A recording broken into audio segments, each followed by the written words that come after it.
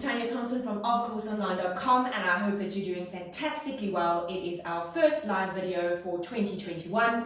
2020, thank you very much. It's behind us.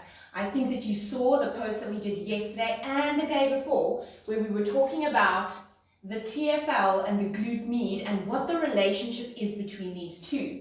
You might have also sent us your email address so that we could send you this nice little document where we actually break it all down and actually show you what happens when you do certain EMG tests on different kinds of individuals. If you didn't get this, then you can just pop your email address down below. Some people don't like to put their email out in social media, so you're welcome to send us a message and say, please send me this, because today I am going to do a live video based on this. And the inspiration for this was a couple of clients that I have online that really need this because they are sporty, and clients that I've had in the past, specifically the ones who are also sporty, as well as individuals who just need that hip stability. Maybe they are hypermobile and they need to be able to get better stability from the back of the pelvis and the glute med, and yet their lifestyle only allows them to really get a lot more support from the front of the hip. So we want to be able to get that support from the back, the side, and the front of the hip to create that balance. But because of what we do every single day, we find that we've got so much effort happening in the anterior part of the hip that we just really struggle with the posterior part of the hip, and we struggle with the glute med on the side. Not to mention the fact that if you're a lateral pelvic, if you have a lateral pelvic tilt, that higher hip is struggling even more with that glute med. So you'll see on this post, I've got 3 links there. You're not obligated at all, but they are there where we explain everything to you in detail, and it's our online courses based on the hip, where we're looking at the hip stability wow factor, where we're talking about degrees, muscle activation, who's struggling, how you're going to get it, and it gives you a great program. You've got the hip home program, which is a program that you can use for any client, and you can print it and you can give it to your client to do on their own at home. So that's a pretty cool bonus. And then we've got the lateral pelvic tilt, which is really a course that sort of sits well with me because I'm a lateral pelvic tilter. My left hip is definitely higher than my right, it's quite evident, which means my left QL is nice and dominant, and I just have a weaker hip stability on the left-hand side.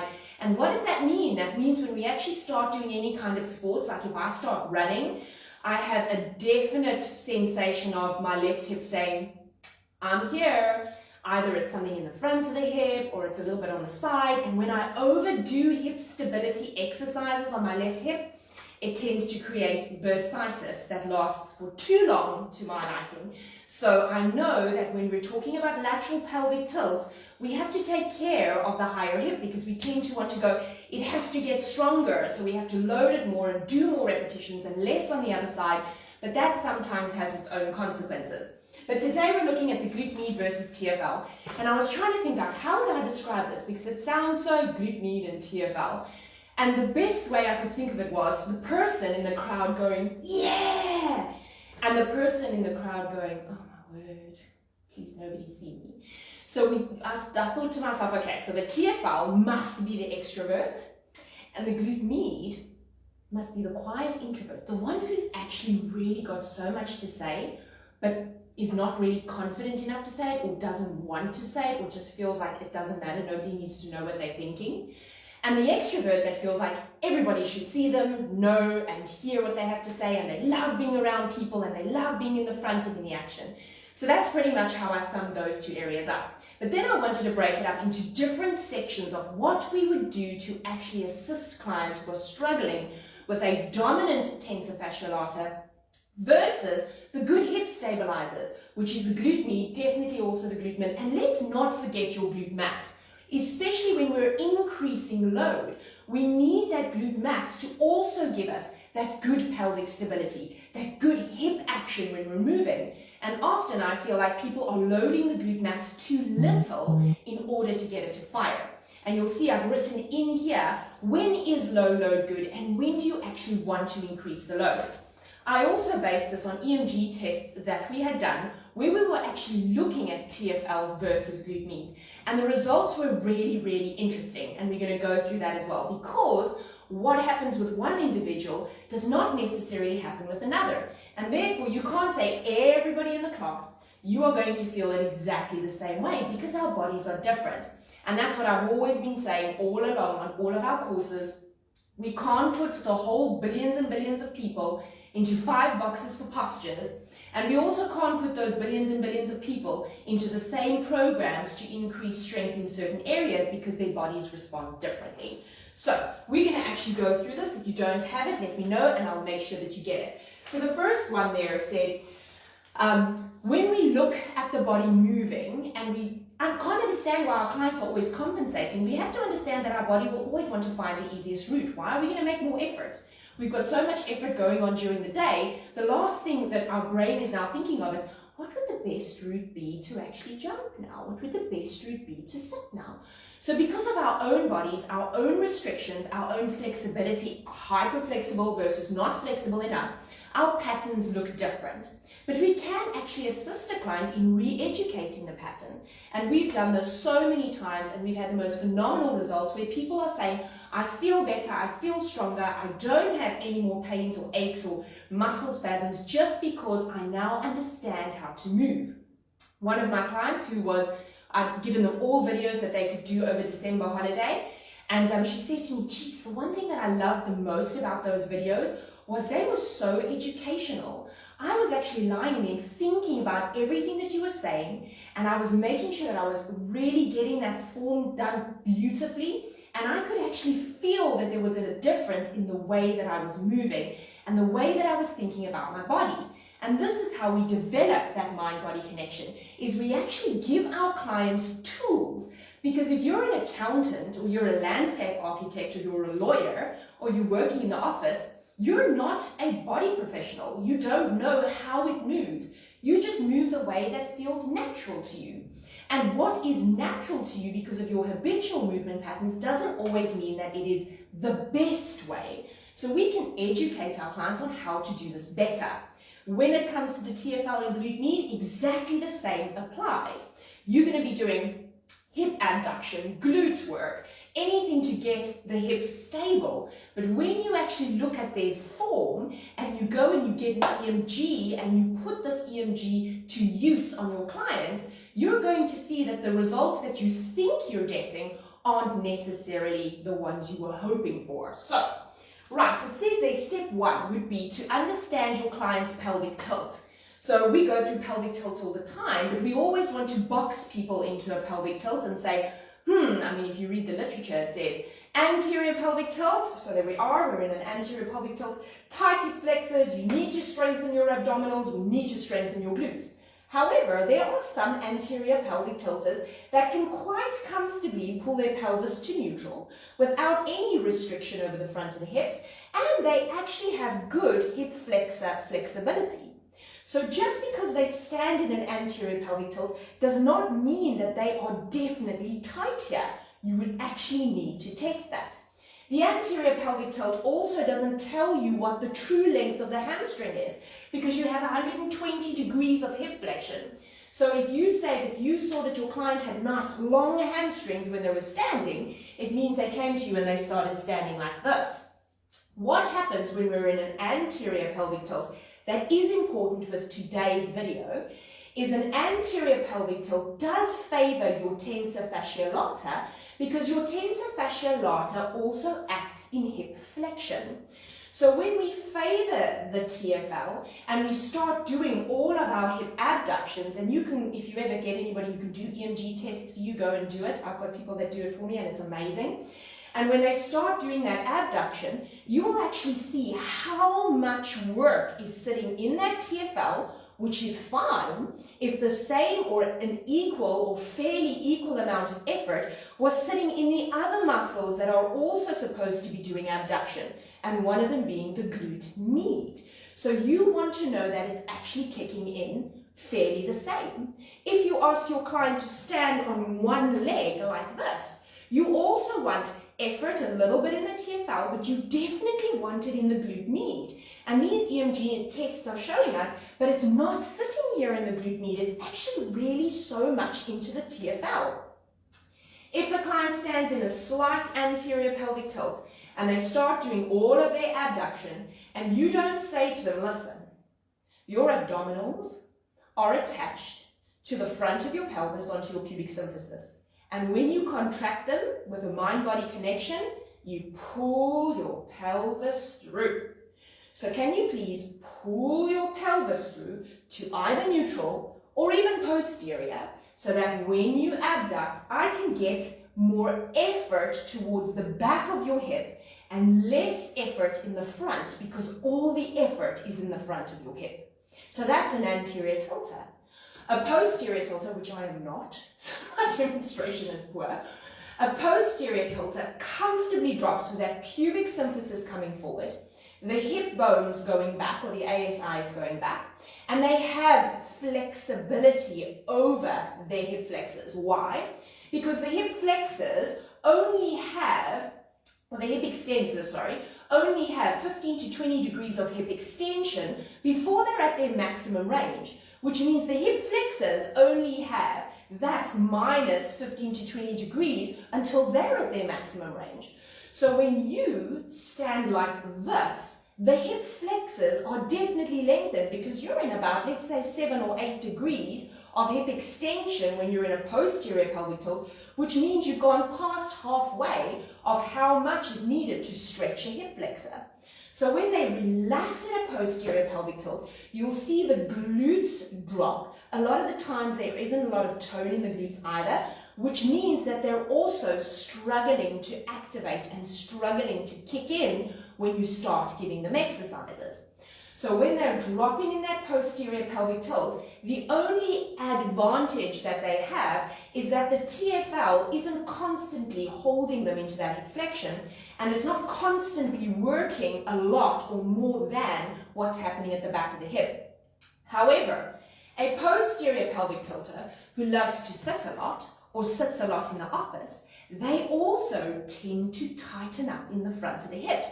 Not necessarily that they can't do the posterior pelvic tilt anymore, but these muscles are just used to doing that concentric position, which means when we go into that concentric position for glutes and hip extensors, these hip extensors are saying to you, no, you never put me there. I don't even know where to start. That little path that you want the brain to tell me to kick in isn't working so well, because you're always sitting like this. You need to do this movement habitually for me, please, so that I can actually feel what it feels like when you extend that leg behind me, and I will do that for you.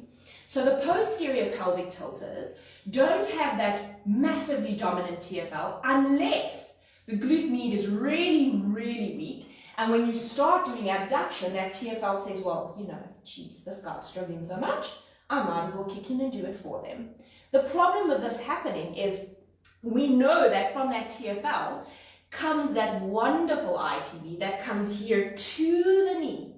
And when we have that overactivation in this area the whole time, we tend to irritate our knee. So if we just went and focused on the hip stability and trying to get the client into the back of the leg, we wouldn't have so much emphasis and irritation happening in the front of the leg and towards the knee. Understanding that everything is connected and everything in the body works together, but we still have muscles that were asked to do certain functions, and not ignoring that, and not ignoring what the science says and how the EMG shows results of what's happening in the hip. Then we have a look at what is the flexibility of the TFL. So let's take TFL, and let's take hip flexors, and let's take rec fem. If all of these are tight, and it would normally mean, it's actually quite simple to see in a lot of people, you ask them to stand feet parallel, hip distance apart, and then you say to them, just tuck your pelvis through, and you'll see that they bend their knees. And then you say, you know, in that tuck, I want you to keep that tuck, and I want you to straighten your knees for me. And then they'll go, okay, I'm doing it. And then you say, how much work is in your quads now? And they'll go, no, I'm using my quads a lot. Because what's happening is the tightness over the front of the hip means that if you want that client to straighten their leg, they have to use effort in the quadricep to straighten the knee, but to keep a posterior pelvic tilt. A natural posterior pelvic tilter doesn't feel that. They're just like, no, I'm totally fine here. I'm feeling good. The problem with this is if we struggle to do that movement with our pelvis, we struggle to get effort to the back of the hip, and we struggle to strengthen glute max. We struggle to strengthen glute med, and we keep strengthening the front of the hip. So that's when we have a look at the flexibility of the TFL. What will this affect? So if you think of all of your glute exercises that you might be getting your clients to do now, popular ones are lying flat on your tummy. But you've got tight hip flexors, so you lie like this, or they lie like this. They've got that arched lumbar spine, which means that they've gone into an anterior pelvic tilt. Now, an anterior pelvic tilt does not favor hip extension. It favors hip flexion. But you're trying to strengthen hip extensors. But you can't because you're stuck here because these things in the front are tight. So therefore, these exercises where we're lying prone and we're trying to get our clients into their glutes are not as successful as we had hoped they would be, because the effort is still in the front because there is an actual physical restriction. When there isn't that physical restriction, you'll be able to get into the back of the hip and into the glute area because they're able to tuck their pelvis through, lift the knees off, and fire into the hip extensors. That does not mean that they will be good at it. It will just mean that they have the range to actually do it, and that's really important. Then, whenever you're trying to do hip abduction or hip stability with a bent knee, you have to know what your client's rec fem's flexibility is. Because say now they're lying prone. Let's say, for example, they're really flexible in the front of their hip. You get them lying prone, you ask them to bend their knees and they have a tight rec fem, they're going to pull into that anterior pelvic tilt again because that rec fem is a double joint muscle. It goes over the hip and over the knee. And when I'm trying to tuck my pelvis through and bend my knee, I'm stretching my rec fem to its maximum. So that means you ask them to bend their knees, they go into a slight anterior tilt. You ask them to lift their legs off, they're still in a slight anterior tilt, and then you ask them to abduct, and they go into their glutes, but they're still working in the front of the hip. And let's not even talk about what they're doing to their lumbar spine at that point. So that's why the flexibility of that TFL is super important. And if you think about it, this is this graph that we've got over here that happened. So we were doing these tests, and the one individual that we had doing it was exceptionally dominant in TFL and actually really tight. TFL, hip flexors, everything. The front of the hip is tight. You do a quad stretch and he feels it in the front of the hip as well. You do a hip flexor stretch and it's just like, it's solid. It doesn't want to release. So we did this EMG over here, shows where we had him lying like this, and the other one at the bottom is how we can actually improve it. So lying like that, lifting this leg up because I don't want it down, I do want to encourage either neutral or a little bit of abduction. Couldn't have it there, and I couldn't have him too close here because we just spoke about the rec fem, and that means it's going to be stretching so much over there that I'm still not going to get him out of this because there's too much pull over the front. So this was over there. We had him pressing back into that bar. Now if you've got the flexibility in the front here, and you press back into that bar, you will feel it kick in at the back. You'll be like, oh yeah, that's pretty cool. And that's just closed chain to get those hip extensors to activate.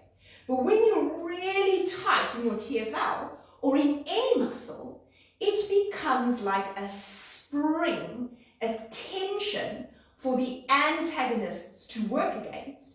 And sometimes the tension is way too much, and the antagonists are like, are you crazy? You need to release a bit because I seriously cannot work when you're holding on so much.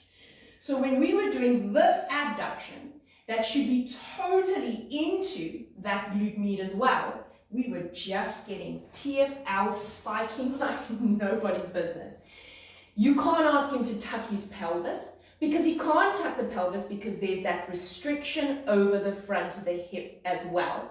So we've got the tight hip flexors, the tight TFL, can't tuck the pelvis through because everything is tight and we're struggling to get into the glute med. The problem with that is we're going to have to get him into his glute med at one point because he needs it for all the activities that he's doing. So I have to give this guy homework. He has to stretch every day.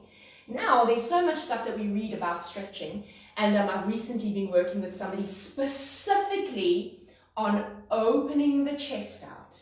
Because when they were lying, so this has got nothing to do with TFL, but it's interesting. When they were lying on the foam roller and I was doing specific pec stretches with them, they literally couldn't get their arms to the floor. And when they put it out, they were like, oh my word, that is pulling like crazy. Now, some people are saying, stretching doesn't work, or you're wasting your time doing all of these stretches, or this isn't the right way to stretch, that's the right way to stretch. And you know what?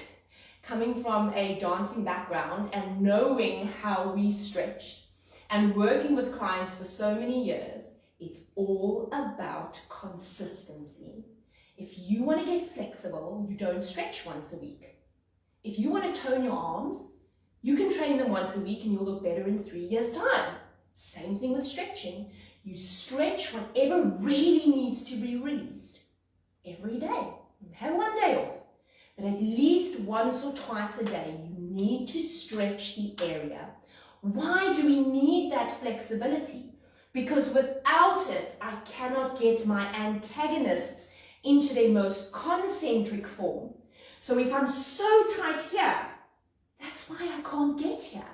That's why the client doesn't have a sensation. It feels like nothing's happening. They're like, well, I don't really feel it there. Or they get so much work in their hamstrings. They don't really feel anything happening here. They'll say to you, oh my word, my hip is working so much. So when that area of his was so tight, the first thing we had to do was say, well, we want to get you into your glute med, and we're going to do everything, all the other exercises that we want to do as well, but I really need you to stretch every single day. And when you stretch that every single day and it starts releasing, and I gave him the stretches, we will see how this improves. And the sensation shifted from being dominant in the front to pulling to the side and the back of his pelvis, which is exactly what we want. So the flexibility of that TFL and the hip flexors and the rec fem is super important if you're trying to get somebody to stabilize their pelvis better. There's too much emphasis in the front and too little emphasis at the back. And when they are training the back, they're training it with loads of compensations. They're going into anterior pelvic tilts. And as soon as somebody does any kind of hip abduction and they start sticking their bum out into an anterior pelvic tilt, they've lost the abdominal connection and they've lost the glute connection as well. You'll also see whenever they're doing any kind of abduction, that leg will start traveling forward. And as soon as it travels forward, it's pulling into TFL again. It's saying, I need help. She's giving me too much work. I can't handle it. So my body's that garment. It's going to find the easiest route to be able to do it. So the leg starts traveling forward. Why do we then ask the client to have a leg pressing up a bar and then sliding up the bar and down and sliding up the bar and down? Because then I favor the back. I'm doing closed chain hip extension and I get the back to wake up. Even better is if I could get them to press back and tuck the pelvis through. But if they're really tight in the front of the hip, then they can't do that. Then you want to get them into the glutes, but now you can't get the leg in line and you can't put it behind them, because then they're just going to go into an anterior pelvic tilt. Then you get the legs slightly in front of them and you push the foot back into the bar. Because when you're pushing the foot back into the bar, you're still getting into the hip extensors. And the more they stretch, the more you'll start moving the leg back, back, back, and be able to get them into the back of the hip. So that's why that flexibility is super important. Then, what is the gluteus medius activation ability? So can it fire without so much effort happening in the front? And we need to know this. We need to know how much can my client feel the work happening in the glute area, or do they keep telling me it feels like, and they actually point to where the TFL is. They go, geez, I'm working so much over here. So when we know that they keep talking about it being over here, and whenever we do any glute work, it's never here or at the back, we know that they're struggling with it, and that's super important.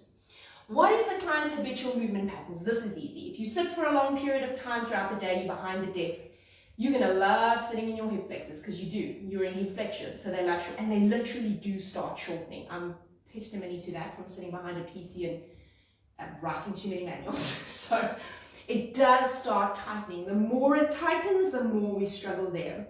Runners who run long distances, who don't do huge strides with power pulling their leg behind them, because the glute max is that muscle group that gives power. It's just a nice gentle run and maybe a little bit of a sway of the hip, maybe with a little bit of a lateral tilt because that's the tilt you have, and you're running along and you're not getting the activation from the back of the body. The emphasis isn't on the back of the hip. The emphasis is on that hip flexion, and your stride is quite small, and your stride doesn't have power behind you. You're not activating the global muscles with force. So therefore, they just weaken. They don't get strong enough to hold the pelvis, which is why we have to do cross-training. When you're doing specific sports, you need to go and find the form of exercise. Pilates is fantastic, by the way. You have to go and find the form of exercise that's going to work everything else that's opposite to what you normally work, and work what you normally work as well. Then it says here, what is the hip flexor flexibility? And that goes hand in hand with rec fem that I've already discussed, and the hip flexors. And I showed you standing, which is great. Now I want to show you this. I love doing this. I love doing this for myself, and I just love doing this for my clients. And I actually did this with one of my clients yesterday who's just had her baby, because we want to get her back into hip stability. So you take the foam roller and you place it over here. Feet are slightly forward. The closer your feet are to each other, the more challenging it is to stretch over the front of the hip because it's in that perfect line of stretch. So you've got to remember that. When you open it a little bit wider, it's easier, and you don't necessarily always want easier. So feet are parallel. The closer they are to you, the tougher it's going to be, because now you've said, how's it, rec fem? Can you stretch for me, please? And your rec fem's going, you know I'm tight. You're trying to get into glutes. Stop stretching me so much and you'll be able to find them. So you're over there, and all they're going to do is tilt the pelvis back, and you'll actually see the foam roller rolls that way. So they can gently hold the side. They tilt the pelvis back a little bit. Once they've tilted it back, they lift it up, and then they lower it down and take it back. Now, if they struggle with that movement, you must know they're going to struggle with any kind of glute work that you're doing where they're lying on their side, having to abduct, because they can't activate it easily in this position over here. Another thing that I love doing, and I'll just move this ball over here, get it now, is you take the legs, you put it inside the circle, stay on the foam roller. Now we're going to glute med, right? So we're over there. We tilt it back. So we say, bye TFL, cheers. Don't need you right now. Then you open the circle. Whew, that's lovely. And then you gently lift the glute off just a little bit. Place it back down. And then release the circle. So you tilt the pelvis back. Open the circle. Lift it just off. So you just want that feeling of, oh yes, I can feel that working. Stretching over the front of the hip as well. Lowering it down and gently release it. So now we're teaching the client how we can get them to work better into the back of the hip, and that we want to release the front of the hip to get them into the back of the hip more effectively, and that's super important. So those hip flexors are going to restrict them. We know all kinds of hip flexor stretches, and like I said, we have to do them consistently in order for them to work. Two of my favorites. So this one over here, where they draw the knee in and they drop the pelvis back, so the foot stays here. They draw the knee in, they can hold it with this hand, they drop the pelvis back, and then they gently move this foot forward, and they just stay there. That in itself will be a fantastic stretch for those who are really, really, really tight. The other one that I love doing as well is you have them up here. They're going to put their knee on the foam roller, lunging forward. There we go. And hopefully they don't have sensitive kneecaps. Okay, so you can just watch for that. So from there, they stay here. They're going to roll that foam roller back. They've got a little bit of support so they don't feel like, oh my word, my quad's dying. And then they're going to bring it in and place the knee down, and you'll see that flips it up to get them into the quad. And this is wonderful. It pulls it all. And then they're going to roll it back just to get that stretch again, resting the knee on the foam roller, and then bringing it in and flipping that foot up. Really, really nice. So you can use that for them as well. There.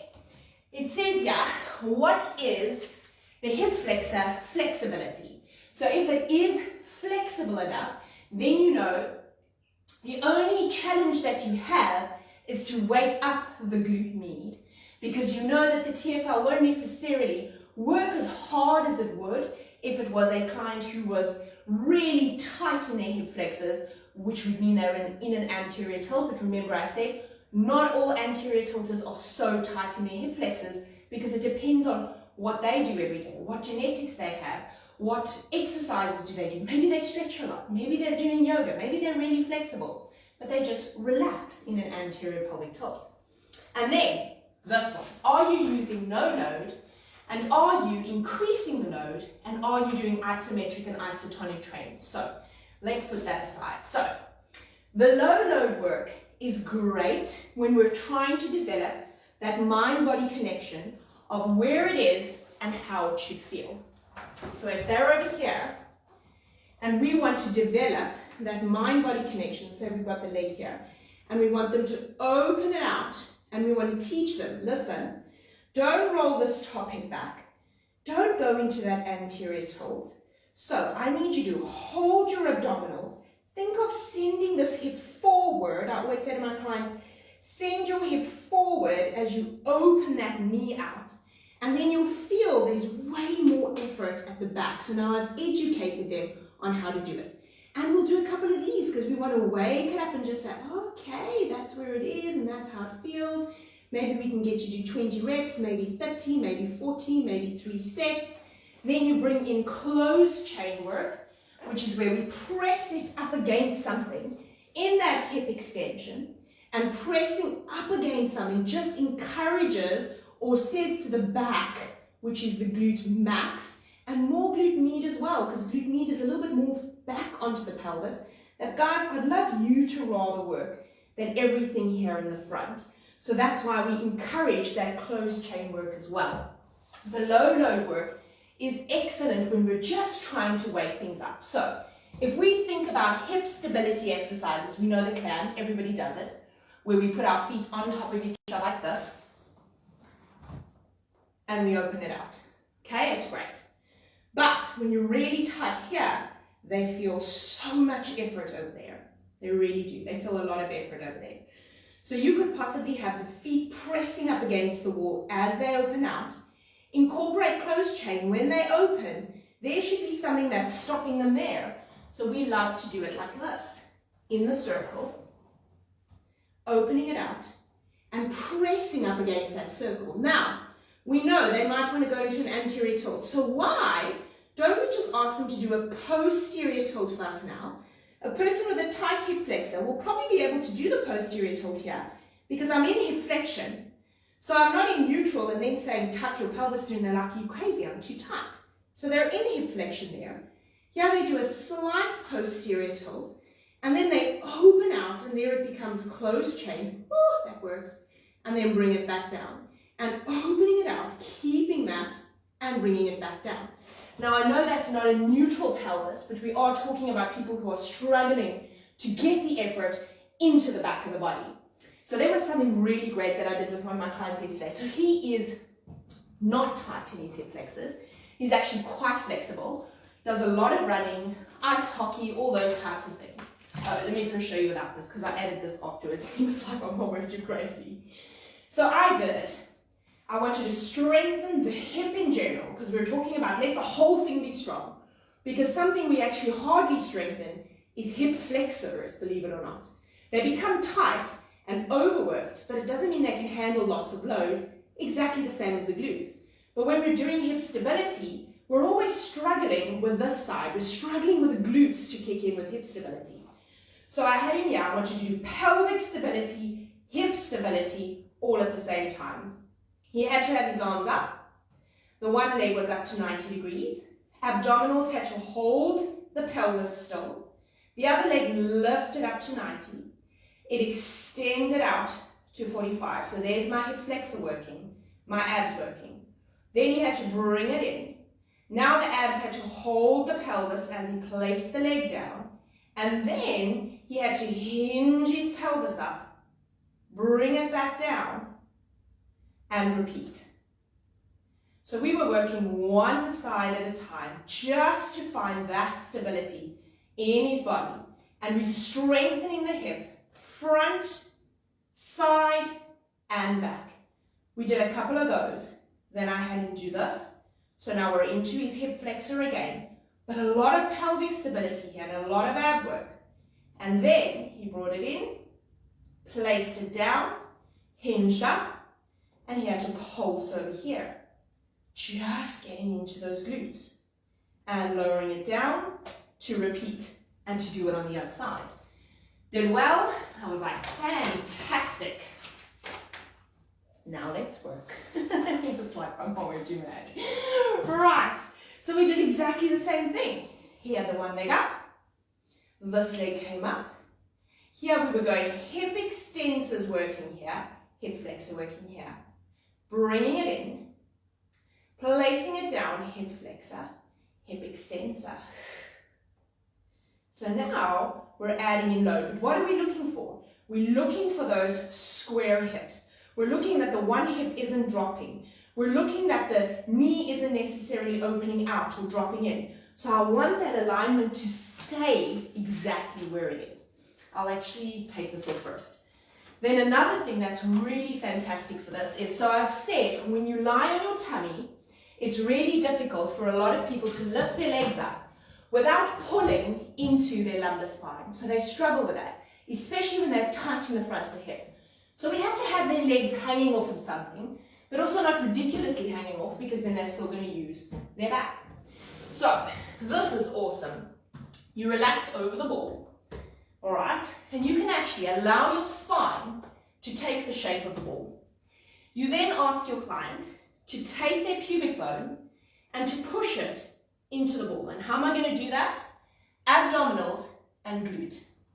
Then you lift the legs up just to there and you say, cheers TFL, bye hip flexors, and you ask them to open the legs out, bring it back in, and lower it down. If you feel that you want them to take it off even more, you can just either roll back and have them over here holding on, or if you feel they need a bit more support, you take them more forward. So that's going to be up to you. So from there, we lift it. Then you can turn the legs out, then open them out. Whew, beautiful. Pull it back in and lower it down. And you're teaching your clients movements that their joints can do, so it's not too complicated for them. Bring it up, turn it out, opening it out, pulling it in, and lowering it down. One of the biggest cheats with any glute work, especially any hip abduction, is they love bending the knee when you really want it straight. As soon as they bend the knee, they go into their hip flexion. So they don't finish that extension. They sort of let it bend. And when they let it bend, you go into that partial hip flexion. So you want to really straighten the knees, turn them out, open, bring it in, parallel, and lower it down. You would do exactly the same thing. So your client's coping beautifully. Exactly the same thing, adding the tone loop.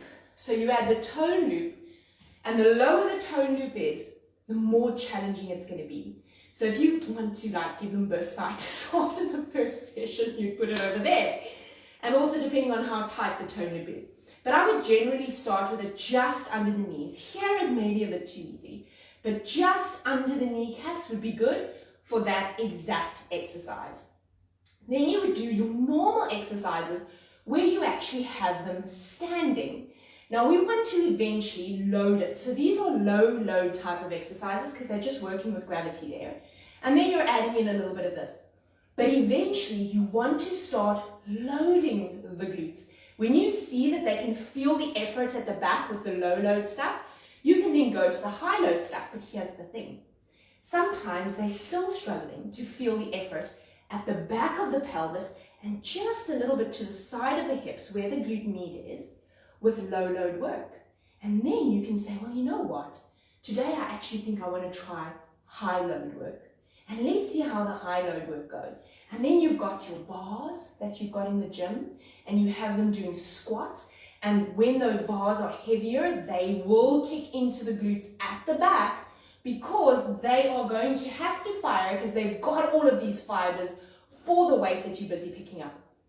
But in order to teach good hip stability, we first start with getting the form right. We want them to get the form good before they do anything else. So there's a lot of thought that goes into it. If, for example, you have them sitting like this, so say they're on their side, you want to teach them that if I want the effort to come to the back and I'm trying to get you away from the front, remember I want you to just tuck your pelvis through a little bit. If you forgot, you're going to do that with glute and you're going to do that with abs. Now I'm going to work these, so they're going to fatigue. So I want you to feel that there's a contraction here and it's holding that pelvis. And now open the knee out. Excellent. Don't change this. Let this stay exactly as it is. Can you feel it at the back? And the more they do that, the better that connection will be every single time. Then you load it. And you go, fantastic, we found the connection. Now we need to start building the puzzle. So we're going to go a little bit more and add a toe loop. Now remember what the rules were. So same thing applies. Leg is behind you. Again, play with me, yeah? Don't start doing funny things. Again, tucking the pelvis through, holding on over here, and then opening that knee out. Now you'll feel, oh my word, yes, that's definite. I can totally feel that.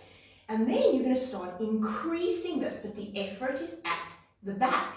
Increasing the toe loop, even if they're standing up. If you want to do abduction and they're standing up, you have to teach that client that when they're abducting, they can't be doing this. You want them to pull this through. If you know that they have a tight hip flexor, bend this knee a little bit. You're going to bend this knee because that will just ease it over the hip flexor when you go into a slight posterior tilt.